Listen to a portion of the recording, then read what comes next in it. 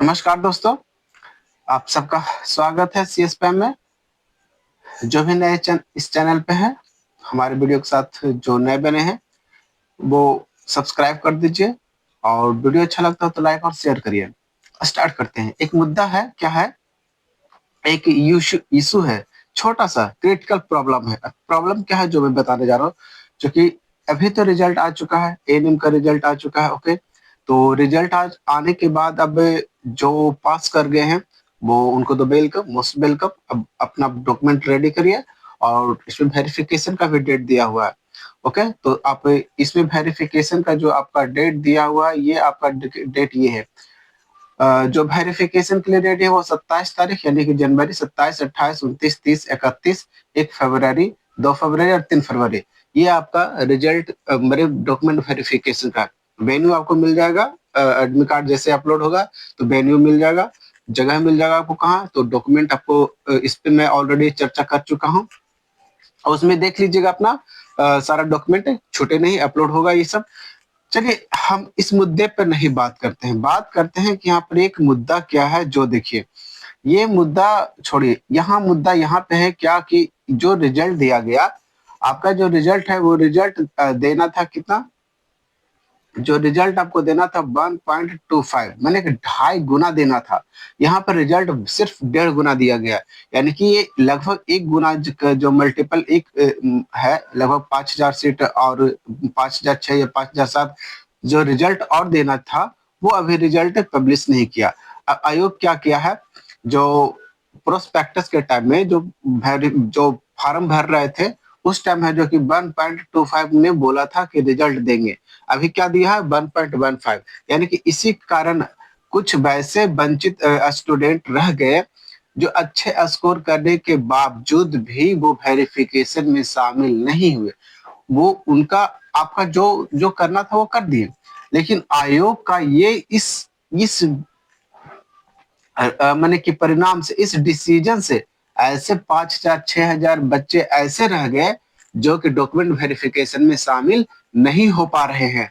आयोग को इस बात को माने कि सहज में समझना चाहिए कि इस अब रिजल्ट के टाइम में हम ये बदलाव क्यों?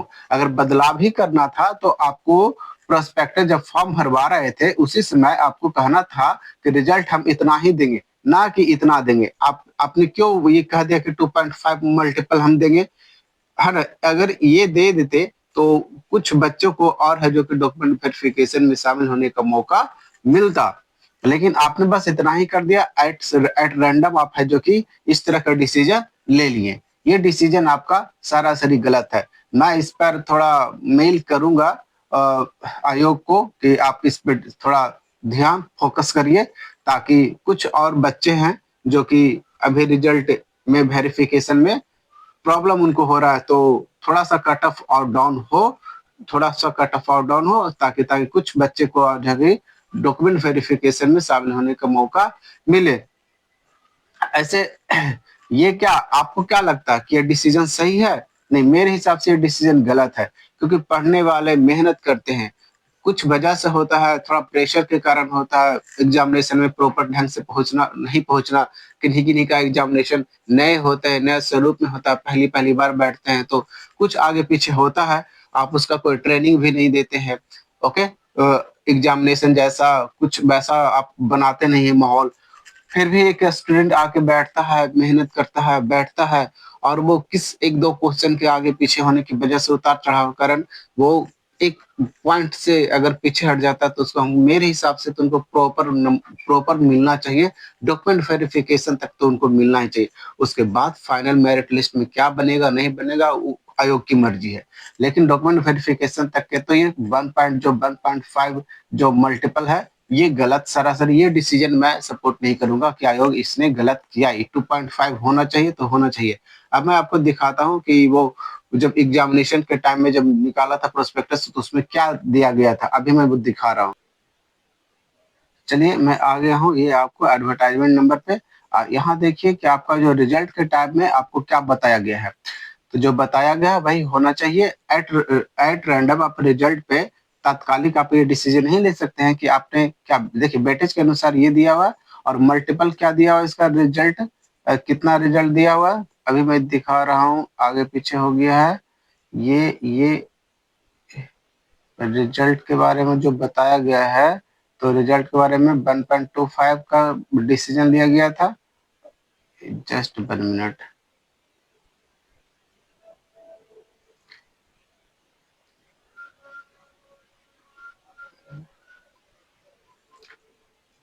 ये देखिए, ये आपका जो दिया गया है कि हम रिजल्ट आपको कितना देंगे और कितना गुना देंगे, है ना। अ, कितना गुना देंगे ये आपको रिजल्ट यहाँ पे आपको शो करेगा कि कितना मल्टीप्लाई देंगे। ये आपका रह गया, देखो ये अधिकतम इतना के अनुपात में प्रमाण पत्र सत्यापन के लिए यानी कि वेरिफिकेशन के लिए सीबीटी एग्जामिनेशन में जो 3 मेगावाट अधिकतम है जो कि 1.25 दिया गया। अरे कम से कम तो डबल तो करते, ये 1.5 गुना दे दिए, और कुछ नहीं तो इतना मैक्सिमम दे सकते हैं ना भाई, तो इतना कम से कम 1.2 तो कर देते। सीधे एक सीट के लिए 2 कैंडिडेट के बुलाते हैं, 1.5 कैंडिडेट के बुलाए हैं, तो कुछ कम से कम 1000-2000 कैंडिडेट को, और यानी कि थोड़ा सा पॉइंट अगर 1.5 है तो उसमें पॉइंट मैंने कुछ ड्रॉप होगा, चूंकि इसको बुलाना चाहिए। आयोग का ये डिसीजन मैं गलत कहूंगा कि गलत, जो आपने जो कहा था कि अधिकतम ये दिया जाएगा, तो कम से कम 1 का मल्टीप्लाई 2, ऐसे तो आयोग को ये डिसीजन लेने का हक है, लेकिन आप अपने डिसीजन हक क्यों ले रहे हैं, स्टूडेंट के फेवर में क्यों नहीं ले रहे हैं। तो स्टूडेंट के फेवर में आपको हक लेना चाहिए मेरे हिसाब से। तो कम से कम एक सीट पे आप डबल है जो कि आपको बुलाना चाहिए, मल्टीप्लाई। अच्छा 2.5 गुना नहीं तो 2 गुना तो बुलाइए, कम से कम एक सीट के लिए 2 गुना, एक कैंडिडेट के 2 गुना। अच्छी बात है कि जो लोग पास हो चुके हैं वो अपना वेरिफिकेशन के लिए रेडी करें, जितना डॉक्यूमेंट है, ऐसे उम्मीद है कि आप लोग डॉक्यूमेंट रेडी किए होंगे। लेकिन जो इस डिसीजन से खुश हैं कि आपको ये इस तरह का दिया गया है कि 1.15, हो सकता है कुछ और भी कर दे, सीट उठ के घटा दे वेरिफिकेशन के बाद। ऐसा बहुत सारा चीज हुआ कि सीट घटाता है, बढ़ाता है, बढ़ाता है, घटाता है। लेकिन आयोग को ये बात को समझना चाहिए कि यहाँ पर अधिकतम ये लिखा हुआ, चलो ठीक है अधिकतम लिखा हो तो 1.2 टाइम्स तो दीजिए कम से कम। हाँ आपको क्या 2-2,500 स्टूडेंट अगर और ज्यादा आ जाएंगे तो आपको क्या जाता है, कट ऑफ में क्या प्रॉब्लम है, कुछ प्रॉब्लम नहीं होगा।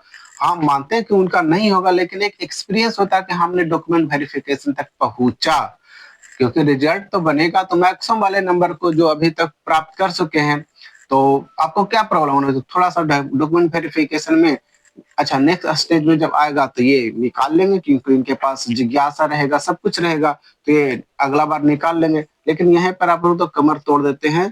तो अच्छा, ये बात एक चीज और कि नॉर्मलाइजेशन में इतना कम स्कोर क्यों बढ़ा, नॉर्मलाइजेशन। अच्छा आप लोग के बारे में ये कह रहा है क्या कि देखो, यहाँ देने के बाद सत्यापन हेतु आपको आमंत्रित किया गया है, और सीबीटी परीक्षा प्राप्त के विवरण हेतु अभ्यर्थियों का स्कोर कार्ड राष्ट्र समिति बिहार के अधिकृत वेबसाइट पर अलग से प्रकाशित किया जाएगा। अभी प्रकाशित नहीं हुआ कि अगर किन्हीं का रिजल्ट हुआ तो कितने मार्क्स से हुआ, और अगर नहीं रिजल्ट हुआ है तो क्यों उनको पिछड़ गए हैं। ठीक है, ये ऑब्जेक्शन आना चाहिए था, लेकिन ये ऑब्जेक्शन नहीं आया, मतलब कि इसमें मुझे कुछ झोल दिख रहा है। चलिए ठीक है, अगर आप झोल नहीं थे तो साथ में साथ आप स्कोर कार्ड देते, अब स्कोर कार्ड बाद में दीजिएगा जब इन लोगों का कुछ ज्वाइनिंग हो जाएगा, तो ताकि कोई बंदा क्लेम भी नहीं कर सकते इन चीजों पे। भाई आप किसी बंदे को माने कि जैसे कट ऑफ 43 है, तो जिस बंदे को 44 है उसको बाहर कर दिए, कैसे बाहर कर देते हैं, ये चीज को तो आपको तो शो करना पड़ेगा ना। पर्दास्ता हुआ क्या, नॉर्मलाइजेशन एक ऐसा खेल है भाई, एक ऐसा खेल है कि आप लोग को नहीं समझ में आएगा कि किस तरह का ये होता है, ये किस तरह का खेल किया जाता है। नॉर्मलाइजेशन में ऐसे बहुत सारे कैंडिडेट्स हैं जिनकी लाइफ चौपट बना कर रख दिया है।